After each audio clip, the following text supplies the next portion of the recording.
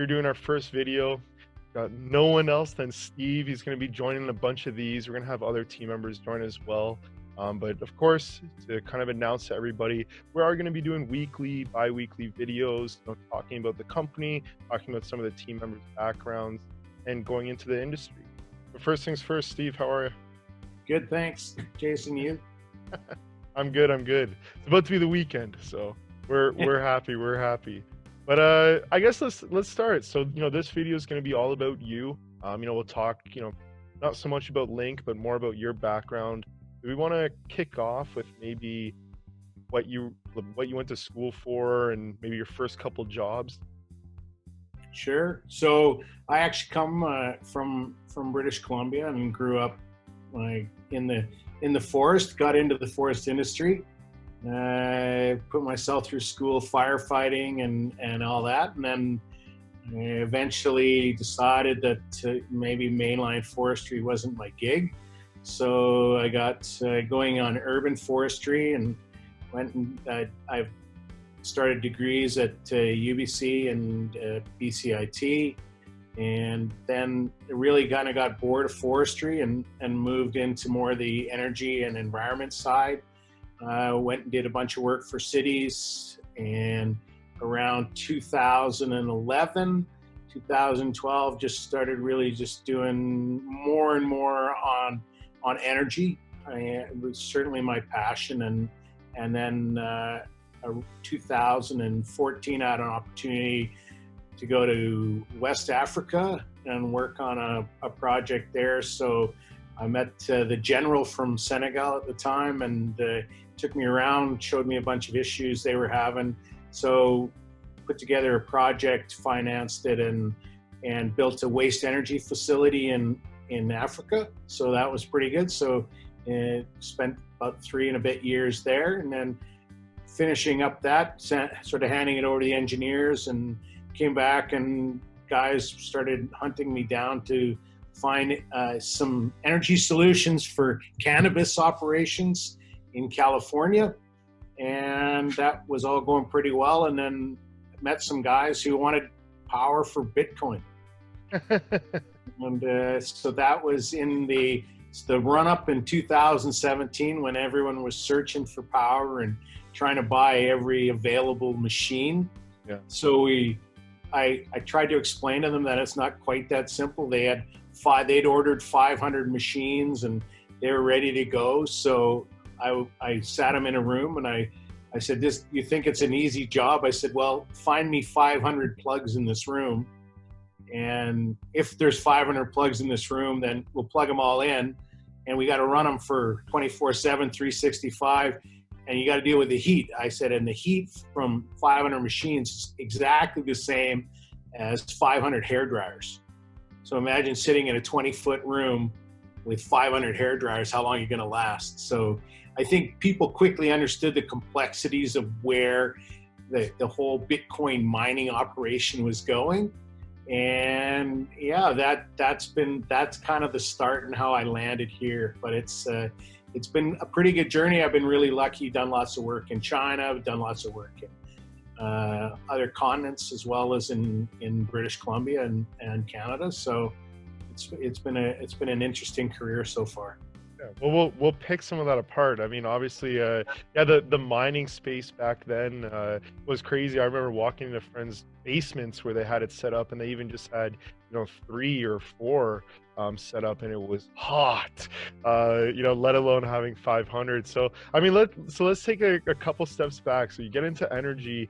You want to maybe talk about you go to Africa, crazy obviously story. Do you want to maybe break down for people that are like, oh well, like I'm really curious, what does the professional energy person, I guess, or whatever you want to call the job titles, what's that role like? What were you doing on like a day-to-day?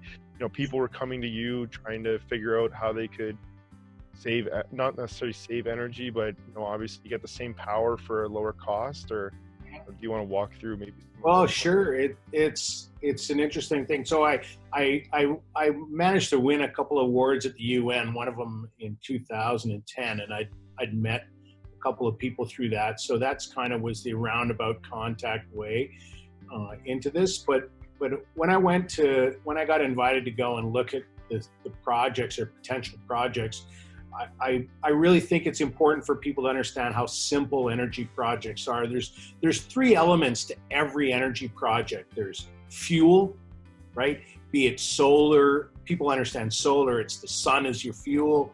The solar panels are what we call your technology conversion. So how do you take potential energy, make it into usable energy, and then who's going to buy it? So those are the three elements. You have the fuel source, you have the conversion technology, and you have the off-taker, we call them. So when I went to Senegal, and they had all kinds of great ideas about, well, we've got waste, we've got this, we've got that, we've got sun. What can we do? And they had unfortunately already arrived at the technology stage, and so I had to give an analogy. I said, well, forget the technology. That's actually the easiest part of the business. What's hard is fuel, right? What are we going to do for fuel?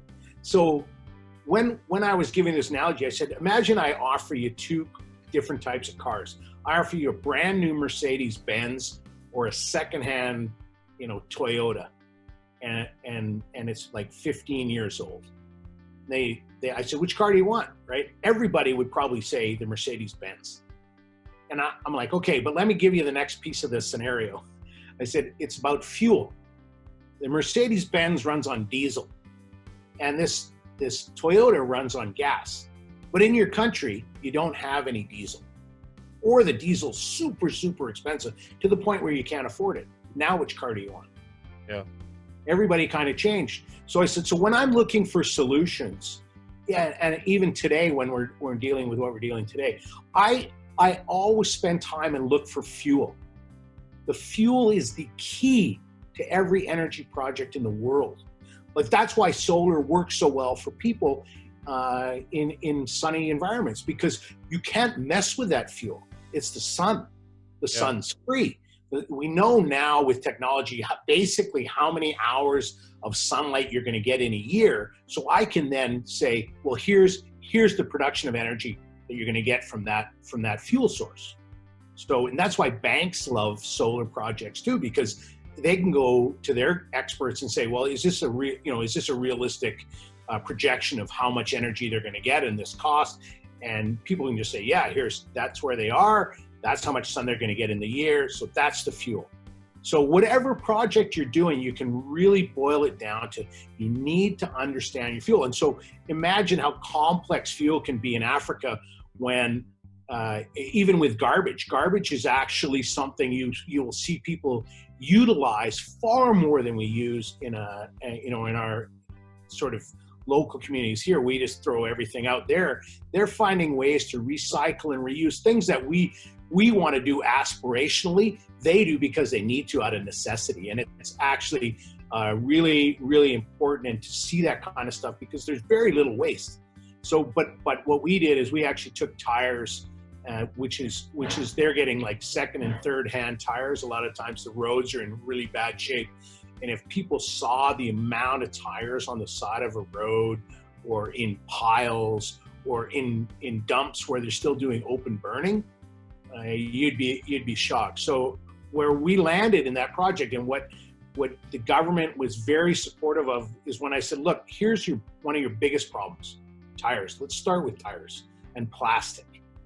And let's find the technology that's going to convert that into a usable fuel source.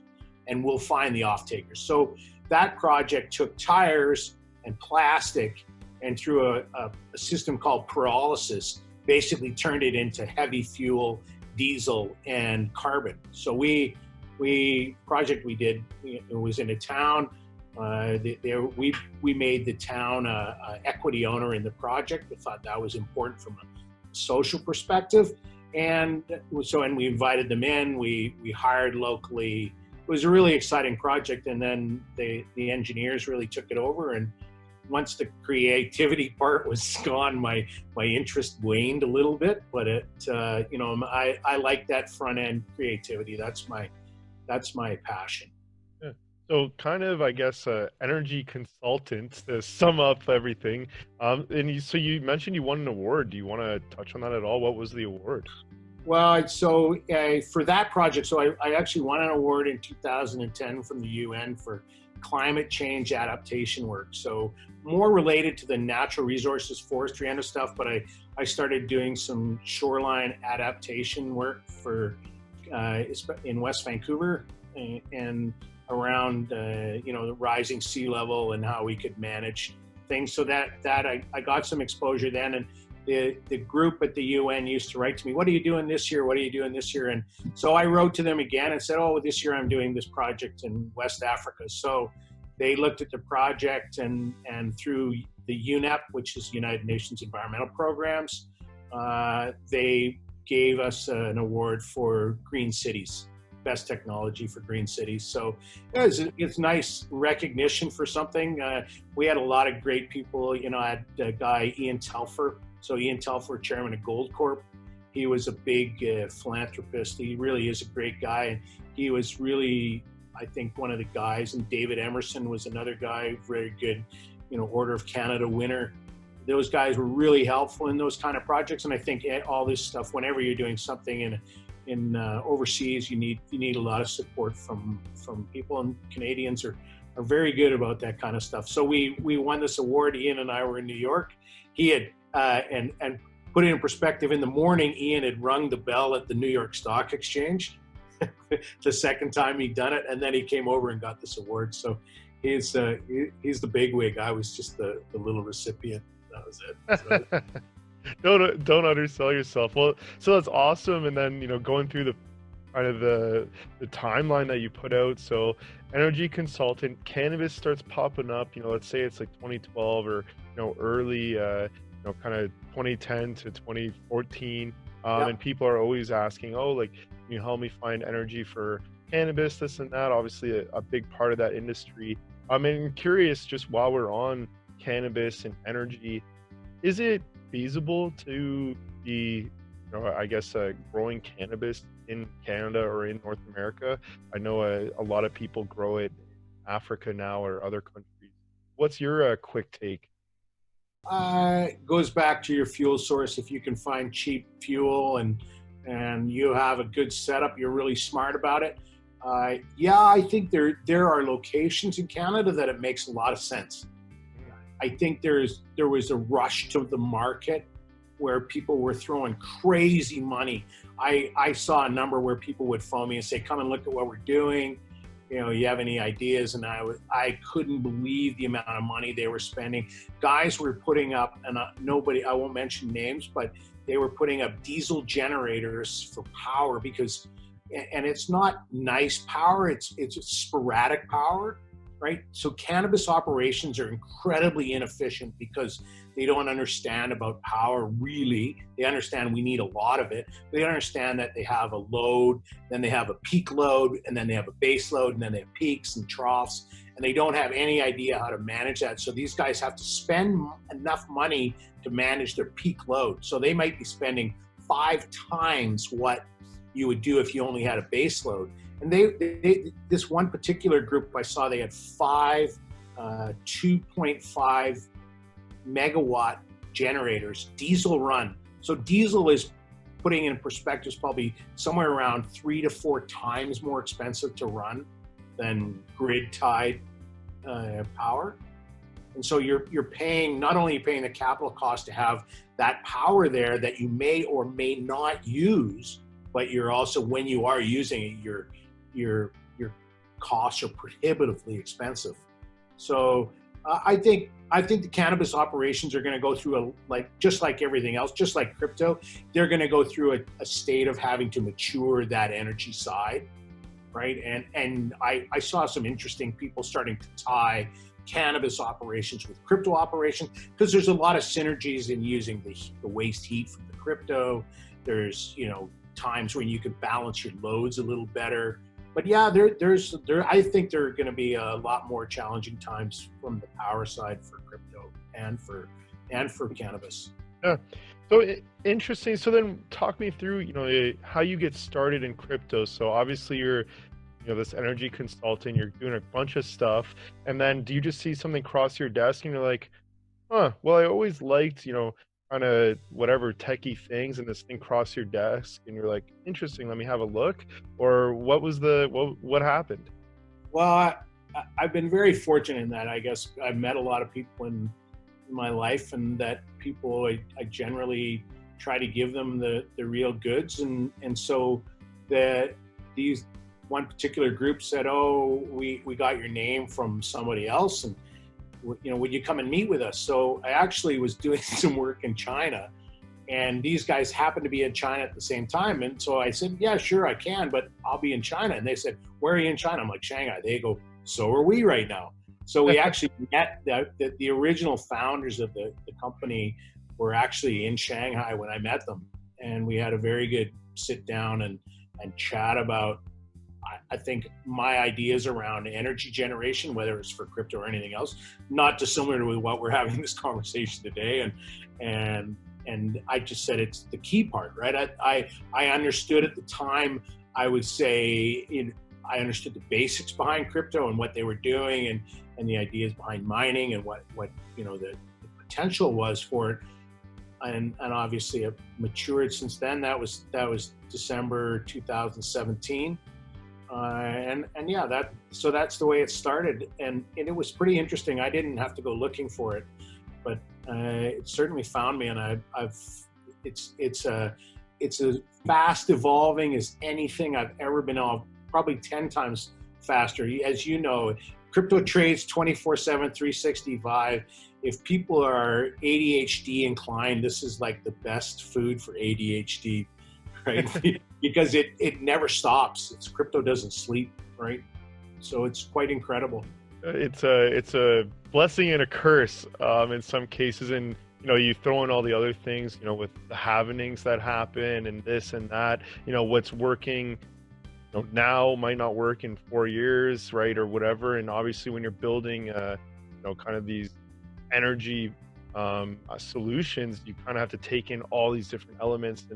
And we'll do a call where we talk about mining and crypto a little bit more. Don't want to get too crazy into it, but I mean, I'll throw it out there. I remember talking to groups that were trying to buy, like, basically used mines, like in the mountains or whatever, up north, and filling the caverns or whatever you want to call it with miners, which I thought was pretty crazy. There was a company looking at that at some point. I don't know if that ever happened, but people get pretty crazy when it comes to crypto mining. And when Bitcoin's hot, it definitely gets even more crazy. And at the end of the day, a lot of the success of Bitcoin miners is all about how much energy that they use, or don't use, I guess, depending on how you look at it, or the price involved with it.